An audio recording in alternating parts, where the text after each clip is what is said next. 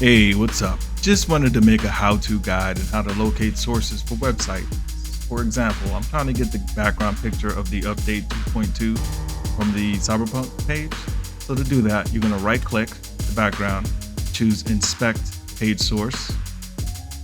Let's go about it a different way. Right-click the background, choose Inspect Elements. When it opens up, you're going to choose Sources. From here, you could go to